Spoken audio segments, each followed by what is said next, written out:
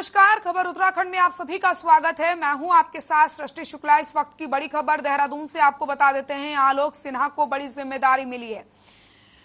VHP और बजरंग दल के जिला अध्यक्ष बनाए गए हैं। उत्तराखंड सरकार के मंत्रियों ने भी उन्हें बधाई दी। जिला अध्यक्ष बनने पर कई संगठनों ने उन्हें बधाई दी है। पूर्वांचल के संगठन बिहारी महासभा ने भी बधाई दी।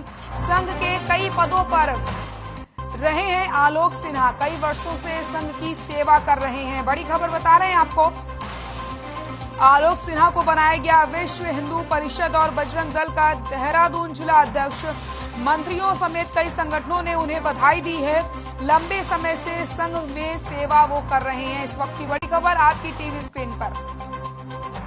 आलोक सिन्हा को बनाया गया विश्व हिंदू परिषद और बजरंग दल का देहरादून जिला अध्यक्ष। मंत्रियों समेत कई संगठनों ने उन्हें बधाई दी है। लंबे समय से संघ में सेवा कर रहे हैं। उत्तराखंड सरकार के मंत्रियों ने दी उन्हें बधाई। कई वर्षों से कर रहे हैं संघ की सेवा। आलोक सिन्हा को मिली बड़ी जिम्मेदारी।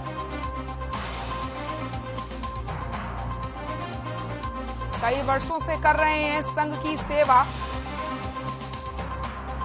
देहरादून से खबर आपको बता रहे हैं। वीएचपी और बजरंग दल के बने जिला अध्यक्ष। उत्तराखंड सरकार के मंत्रियों ने भी उन्हें बधाई दी है। संघ के कई पदों पर रहे हैं आलोक सिन्हा।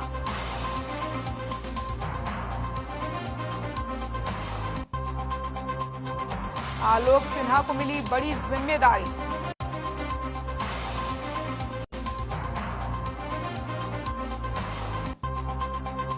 कई वर्षों से कर रहे हैं संघ की सेवा। देहरादून से खबर आपको बता रहे हैं। वीएचपी और बजरंग दल के बने जिला अध्यक्ष।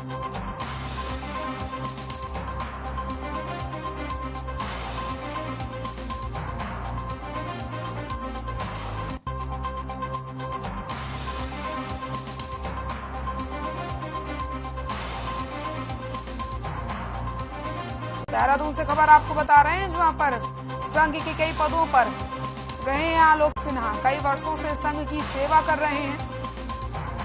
आलोक सिन्हा को मिली बड़ी जिम्मेदारी। वीएचपी और बजरंग दल के बने जिला अध्यक्ष। उत्तराखंड सरकार के मंत्रियों ने भी उन्हें बधाई दी है। संघ के कई पदों पर रहे हैं आलोक सिन्हा। कई वर्षों से कर रहे हैं संघ में सेवा।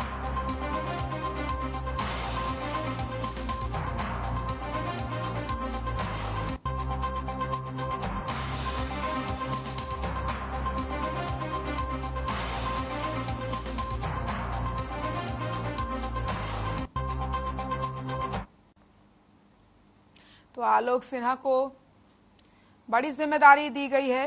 आलोक सिन्हा को बनाया गया विश्व हिंदू परिषद और बजरंग दल का देहरादून जिला अध्यक्ष। मंत्रियों समेत कई संगठनों ने बधाई दी है उन्हें। लंबे समय से कर रहे हैं संघ में सेवा।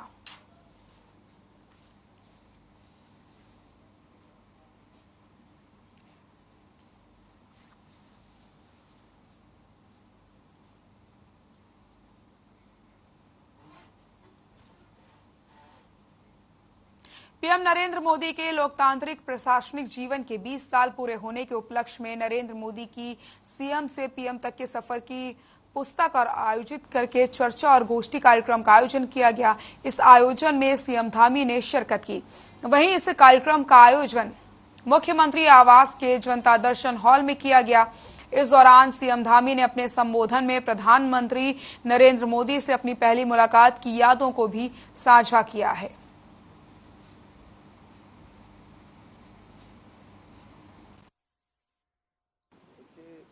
मोदी जी का पूरा जीवन और उनके कर्म हमारे लिए एक प्रेरणा है। और मैं कहूँगा कि राजनीतिक क्षेत्र में काम करने वालों को निश्चित रूप से उनसे ये सब प्रेरणा मिलती है। लेकिन आज अन्य क्षेत्रों में भी काम करने वालों के लिए एक वर्क कल्चर देश के अंदर मोदी जी के नेतृत्व में और मोदी जी के प्रधानमंत्री बनने के बाद पूरे देश में आया है। तो ये Modi at the 20 dreams meet delivery, ये पुस्तक सभी के लिए बहुत उपयोगी है। और हम भी इसके लिए प्रयास करेंगे कि हमारे सभी जितने भी संस्थान हैं, शैक्षिक संस्थान हैं, वो सभी लोग इस पुस्तक का प्रचार प्रसार करें, लोगों तक पहुंचाने का काम करें, जिससे कि उनके अंदर भी एक नवाचार, एक नई संस्कृति और भारत को जो वैश्विक नई पहचान दिलाने का काम मोदी जी के नेतृत्व में हुआ है। आने वाले हमारे सभी नौनिहालों को भी उसके बारे में स्मरण हो, उनकी भी जानकारी में आए और वह भी इस रास्ते पर आगे बढ़ने का काम करें।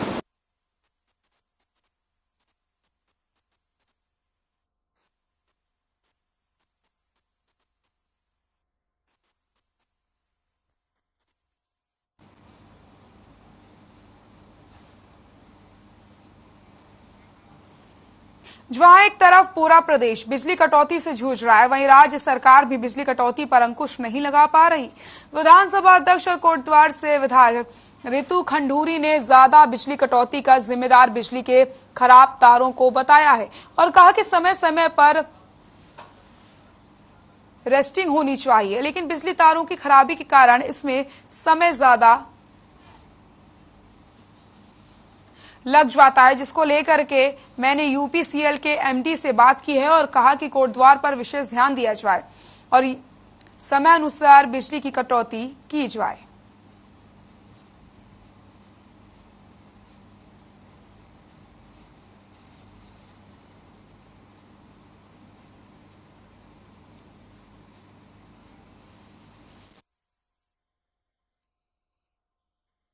देखिए, मेरी कल ही बात हुई है। रोस्टिंग वैसे 2 से 3 घंटे ही होनी है, लेकिन कहीं ना कहीं जैसे तारों का बदलाव होना पड़ता है। ये जो आपके लगे में हैं 411 केवीए के जो लगे हुए हैं, उनमें बदलाव हो रहा है। तो शायद रोस्टिंग के साथ जब कहीं ट्रांसफार्मर बदल रहे हैं, कहीं तार बदल रहे हैं, रोस्टिंग के साथ वो 4-4, 5-5, 6-6 घंटा हो जा रहा है। तो मैंने अभी एमडी यूपीसीएल से भी बात की है और उनसे कहा है कि कोटद्वार पर ध्यान दें और कम से कम यहाँ पे जो रोस्टिंग है उतना ही लाइट इस वक्त काटी जाए।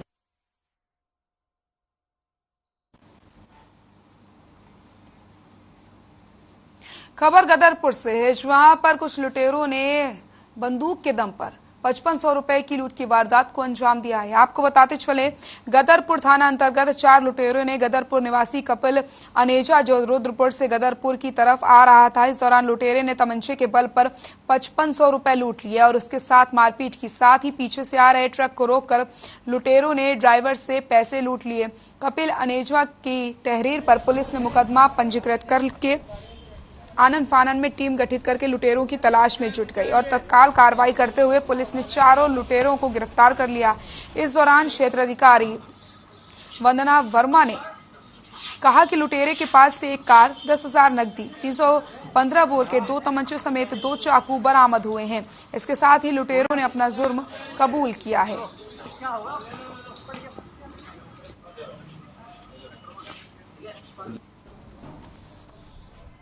घटना है रात को 1 बजे। ये वादी कपिल अनेजा रुद्रपुर से गदरपुर लौट रहे थे, तो रास्ते में अज्ञात 4 हमलावरों ने इनकी गाड़ी रोकी और इनके साथ मार पिटाई, गाली गलौज करते हुए इनसे 5500 रुपए की लूट की। इसी घटना के साथ पीछे चल रहे एक ट्रक को भी उन्होंने सेम वे में ट्रक ड्राइवर को रोका और ट्रक ड्राइवर के साथ भी यही घटना करते हुए मारपीट, गाली गलौज करते हुए उससे भी उसकी धनराशि लूट ली। इस पर दोनों पीड़ितों ने थाने पे सूचना दी और थाने की पुलिस टीम ने इसमें एक्टिव होते हुए टीमें गठित की। हल्द्वानी में पूर्व शिक्षा मंत्री अरविंद पांडे ने दौरा किया है। इसी के साथ पौधारोपण का कार्यक्रम जो आयोजित किया जा रहा है उसको लेकर के जानकारी ली है। हल्द्वानी में पूर्व शिक्षा मंत्री और गदरपुर से बीजेपी के विधायक अरविंद पांडे ने दौरा किया। इस दौरान उन्होंने पार्टी कार्यकर्ताओं के साथ पौधारोपण करके हरियाली के प्रति हरेला पर्व की शुरुआत की। साथ ही उन्होंने सभी से ज्यादा संख्या में पौधा लगाने की अपील करी है। वहीं मीडिया से बात करते हुए उन्होंने कहा कि कांग्रेस के लोग जिस तरीके से मंत्री धन सिंह रावत पर बेबुनियाद आरोप लगा रहे हैं वो पूरी तरीके से गलत है। कांग्रेस खुद भ्रष्टाचार में लिप्त है, इसी वजह से उनकी सरकार 2017 से 2022 में नहीं आ सकी। साथ ही अरविंद पांडे ने कहा कि बीजेपी का हर कार्यकर्ता ईमानदारी से काम करता है, अगर सरकार में रहकर कोई भी गलत काम करेगा तो उसके खिलाफ जरूर कार्रवाई की जाएगी।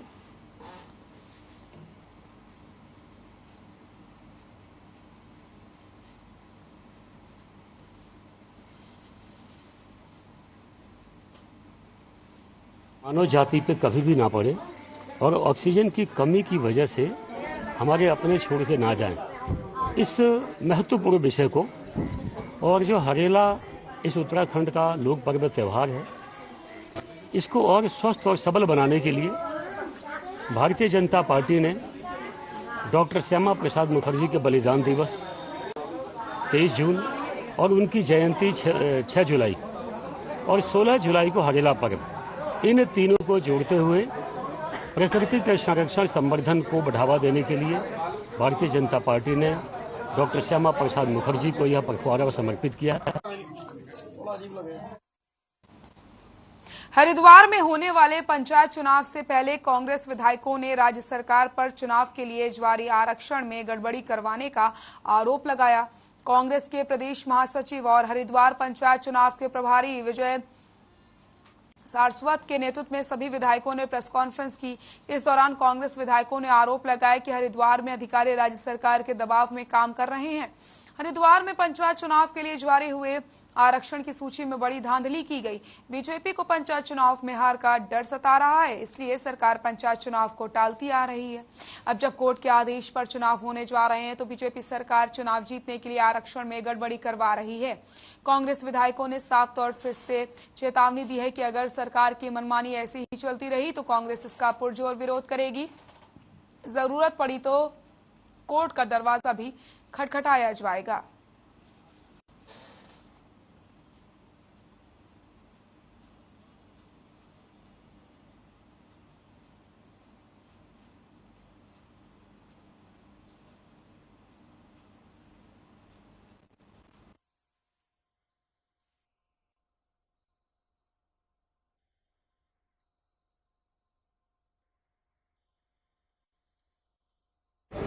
सबसे पहले तो ये धोखा है इस जिले की जनता के साथ। एक धोखा आप पहले कर चुके हैं, चुनाव लेट करा के। आज देहात की जनता, गांव की जनता परेशान है। बारिश हो रही है, नलके नहीं है। आप जल जीवन मिशन करोड़ों रुपए के प्रोजेक्ट लेके आ रहे हैं, पर आप हैंडपंप में पैसा नहीं दे रहे हैं। आज विधायक सफर कर रहे हैं, अपनी निधि से कुछ इधर उधर से कर करा के नलके लगवाने का काम कर रहे हैं। आप बस हाथ खड़े कर देते हो कि हमारे हाथ में नहीं है। और दूसरी आप गलती अब ये करने जा रहे हो कि आप जो है रिजर्वेशन के नाम पे अपना स्वार्थ सिद्ध कर रहे हो। सरकार त्रिस्तरीय लोकल चुनाव से बचना चाहती है और एक राजनीति के तहत, राजनीति से प्रेरित होकर यह आरक्षण किया गया। पहले तो इन्होंने 1.5 साल के लगभग इस चुनाव को टाल दिया, अभी भी त्रुटिपूर्ण आरक्षण किया, अधिकारियों पर दबाव बनाए हुए हैं सरकार। एक नेता विशेष कहते हैं कि मैं जिला पंचायत के अध्यक्ष का चुनाव लड़ूंगा। आप ही लोगों के माध्यम से हमें पता चलता है। हरिद्वार देवभूमि का सिरमौर है और ऐसे देवभूमि जैसे प्रदेश में अगर आप हिटलर शाही करेंगे, तानाशाही करेंगे या कानूनों को ना मान करके अपने कानून थोपेंगे तो भविष्य के लिए और उत्तराखंड राज्य के लिए अशुभ संकेत है।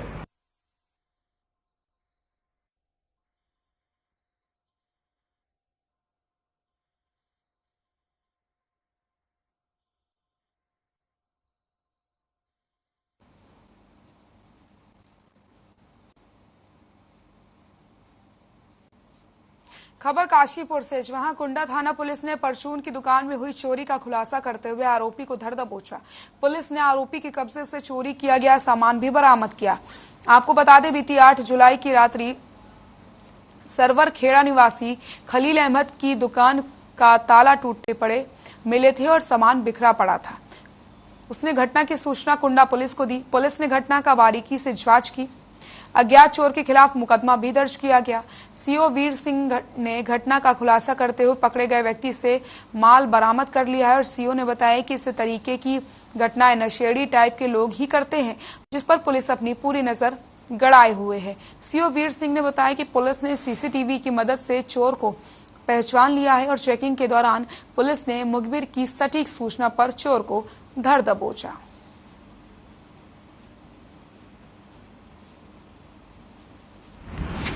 ये सरवर खेड़ा निवासी हैं खलील अहमद। तो इनकी एक तहरीर थाने में मिली थी जिसमें इन्होंने लिखा था कि इनके घर में ही दुकान है, तो उसमें कल रात को ताला तोड़ के कोई घुस गया था और चोरी कर दी थी। तो जिस पे हमने कुंडा थाने में एफआईआर दर्ज कर दी थी। उसके बाद कुंडा थाने के द्वारा छानबीन की गई और इसमें एक चोर को गिरफ्तार कर लिया गया और उसकी बरामदगी भी हो चुकी है।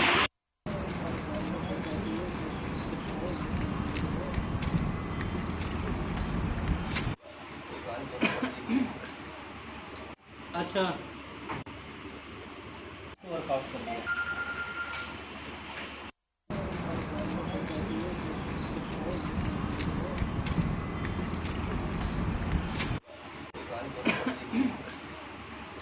अच्छा, वर्कआउट कर लिया। बद्रीनाथ हाईवे पर तोता घाटी मंदिर के पास एक युवक सेल्फी लेते वक्त गहरी खाई में गिर जाता है। देवप्रयाग पुलिस ने एसडीआरएफ को सूचना दी। सूचना मिलती एसडीआरएफ की रेस्क्यू टीम मौके पर पहुंची और टीम गहरी खाई में उतर करके रेस्क्यू शुरू किया गया। आपको बता दें, इस हादसे में युवक की मौत हो गई है। एसडीआरएफ की टीम ने मृतक के शव को निकालकर पुलिस को सौंप दिया है। सेल्फी लेते वक्त खाई में गिरा युवक, एसडीआरएफ की टीम ने रेस्क्यू ऑपरेशन चला करके शव को खाई से बाहर निकाला।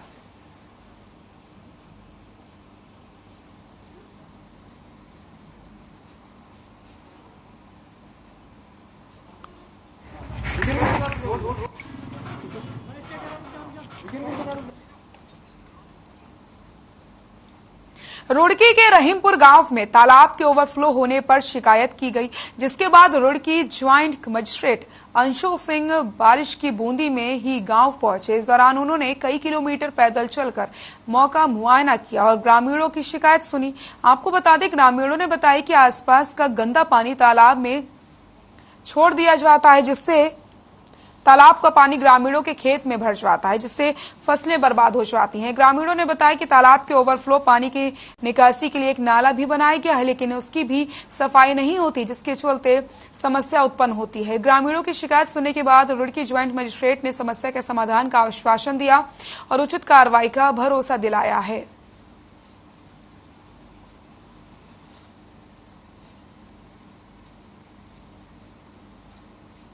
में भी अगर पानी बढ़ता है इधर तो भी हमारे पास एक्सेस कैपेसिटी रहेगी उसको ट्रीट करने की, कैपेसिटी बिल्डिंग कर देंगे हम। तो ये इसका ये 3-4 चीज़ें हम देखते हैं। इसमें मेन इशू आएगी फंडिंग की, बिकॉज ये बहुत ही हैवी कॉस्ट प्रोजेक्ट हो सकता है। कॉम्प्लेक्स इसलिए भी है कि एक रेलवे लाइन प्रपोज है यहाँ से, तो रेलवे लाइन प्रपोज है तो उसको भी हमें देखना पड़ेगा कि जो हम डिच अगर बनाते भी हैं तो इट शुड नॉट कम उसके वो आपके जो उसका ब्रेथ होता है उसमें नहीं आना चाहिए। तो कम से कम 10 साल से चल रही है। 10 साल से हमारा शिवपुरम, गणेशपुर पूरा टोटल पानी हमारे गांव में आ रहा है, जिसकी कोई निकासी नहीं है। निकासी की वजह से पूरे गांव की कम से कम 200 बीघे जमीन वो रद्द पड़ी हुई है। उसके कारण हमारे गांव में बीमारी, अभी आप खुजली की बीमारी देख लो, खुजली की बीमारी A to Z पानी सब खराब हो चुका, सबर सेले का पानी खराब हो चुका। 10 साल से कोई भी एक्शन नहीं ले पाया। ये तो सलमान भाई की देन है। कल परसों से आज एडीओ साहब भी आए, एडीओ साहब ने देख के इसकी रिपोर्ट लगाई है। देखते अब क्या होता है। उम्मीद तो बन रही है होने के चांस को ना उम्मीद तो हो नहीं सकता आदमी सरकार से, और सरकार ने जब हमारी बात सुनी हो तो हमारा समाधान भी करेगी। और ये पानी थोड़ा बहुत तो है नहीं, सारा गणेशपुर हो, शिवपुरम हो, सुभाष नगर हो, कृष्णा नगर हो, सलेमपुर हो और सफीपुर हो, ये सारा पानी यहीं को पुलिया के नीचे को आ रहा और पूरे जंगल में को हमारे खेतों में को फैल के चल रहा। समाधान ऐसा कर दे सरकार के यो रस्ता चला। विकासनगर में जमीनी मामले में फर्जीवाड़ा सामने आया, जिससे जालसाजी के मास्टरमाइंड राजस्व मंत्री हरक सिंह रावत ने बड़ी चालाकी से फर्जी महिला और फर्जी बेटा पेश कर नई दिल्ली में 107 बीघा जमीन की पावर ऑफ अटॉर्नी के कागजात सुशीला रानी के नाम से फर्जी सिग्नेचर करके खुद के नाम लिखवा लिए, जबकि सबूतों के मुताबिक सुशीला रानी की मौत साल 1974 में हुई थी। लेकिन हैरानी की बात यह है कि पावर ऑफ अटॉर्नी से 3 महीने पहले सुशीला रानी ने अपने बेटे भीमसेन वर्मा के नाम वसीयत संपादित कराई थी, जिसमें उन्होंने हस्ताक्षर के रूप में सावित्री देवी वर्मा लिखा था, लेकिन पावर ऑफ अटॉर्नी में सुशीला रानी लिखा था। इस तरह दोनों दस्तावेजों में विरोधाभास था। अब सवाल यह है कि क्या 2 नाम से प्रचलित व्यक्ति अपने हस्ताक्षर अलग अलग नाम से कर सकता है? वहीं जन संघर्ष मोर्चा ने सरकार से मांग की है कि इस जमीन को सरकार के पक्ष में अधिग्रहित करके जालसाजों के खिलाफ कार्रवाई करें।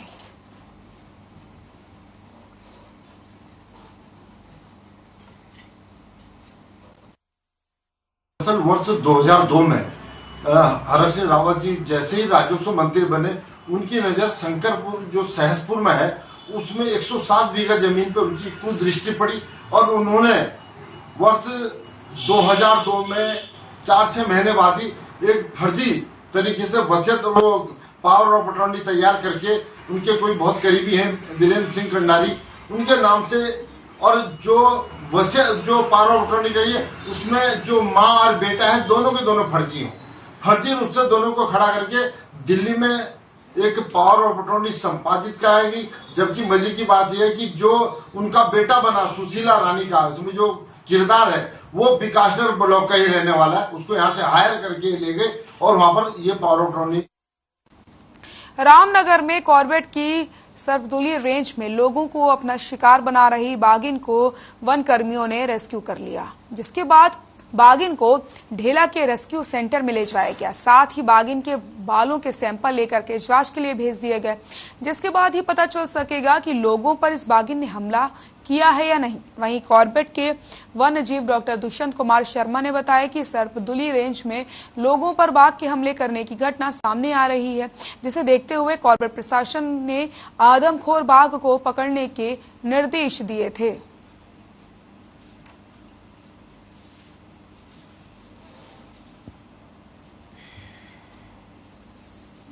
ये एक टाइगर हमने ट्रंकुलाइज कराया, इसकी अनुमति हमें मिल गई थी, तो उसे पिछले 1 तारीख से हमें इसे ट्रेस करने की कोशिश कर रहे थे और कल शाम को हमें 7 बजे करीब इसमें सफलता मिल गई और इसको प्रारंभिक जांच के बाद अभी हमने रेस्क्यू सेंटर भेजा है और फिर जैसे भी हमें ऊपर से निर्देश प्राप्त होंगे उसके हिसाब से आगे की कार्रवाई करेंगे।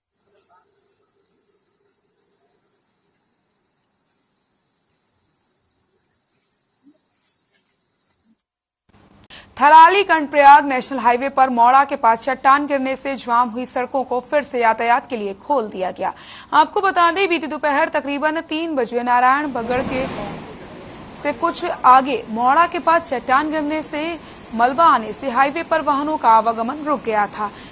बीआरओ को इस सड़क को खोलने में काफी जद्दोजहद करनी पड़ी, जिसके बाद बीआरओ प्रशासन ने सड़क को यातायात के लिए सुचारू किया।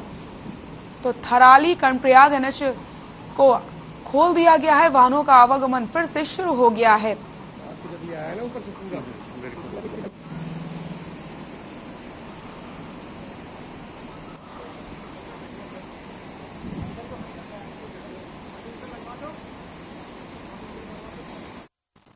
खबर नैनीताल से, जहां रोटरी क्लब ने नगर के सीमावर्ती क्षेत्र फरसौली भवाली में डिस्पेंसरी का उद्घाटन किया। इसके साथ ही मॉल रोड स्थित कैनेडी पार्क में ओपन जिम और जॉगर्स पार्क उद्घाटन किया है। इस ओपन जिम में 10 मशीनें लगाई गई। नगर पालिका अध्यक्ष ने बताया कि ये एक अच्छी शुरुआत है, यहाँ स्थानीय निवासी अपनी सेहत बना पाएंगे। यह आधुनिक सुविधाओं से लैस होगा।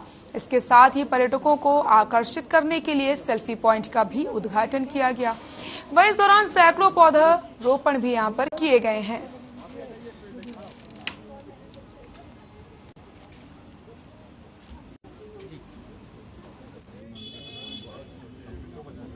इस वर्ष और ये हमारा रोटरी क्लब ऑफ नैनीताल है। तो जैसा मैंने बताया कि हमारा रोटरी डिस्ट्रिक्ट में 140 क्लब हैं और नैनीताल हमारा एक बहुत ही अच्छा, बहुत ही बढ़िया क्लब है और समाज सेवा के कार्य हम लोग काफ़ी करते रहते हैं। तो इसमें अभी फॉरेस्ट और एनवायरनमेंट, इस पे हम लोग काफ़ी काम कर रहे हैं। तो इस पूरे कैनेडी पार्क में यहाँ पर हमने सिर्फ ओपन जिम ही नहीं लगाया, बल्कि यहाँ पर कई तरह के पेड़ पौधे लगाए हैं और हम उम्मीद करते हैं कि ये जगह यहाँ पर जो टूरिस्ट आते हैं और जो लोकल नैनीताल के हमारे लोग हैं उनके लिए एक बहुत अच्छी जगह। हल्द्वानी में ईद उल अजहा का त्योहार सौहार्द और शांतिपूर्ण तरीके से मनाया जा रहा है। इस मौके पर सुबह से ही चहल पहल शुरू हो चुकी है। बच्चों में इस त्योहार को लेकर काफी उत्साह देखने को मिला। वहीं कुमाऊं मंडल के सभी शहरों में सुरक्षा के मद्देनजर पुलिस फोर्स तैनात है। वहीं ईद की नमाज के बाद रीति रिवाजों के मुताबिक बकरों की कुर्बानी भी दी गई। इस दौरान ईद के मुबारक मौके पर इमाम मोहम्मद आजम कादरी ने ईद की नमाज अदा कराई और कहा कि दुनिया में खुशी रहे और किसी प्रकार की कोई परेशानी ना हो। सभी प्यार मोहब्बत से आपस में मिलजुल करके रहें, जिससे देश में भाईचारा एकता हमेशा बनी रहे।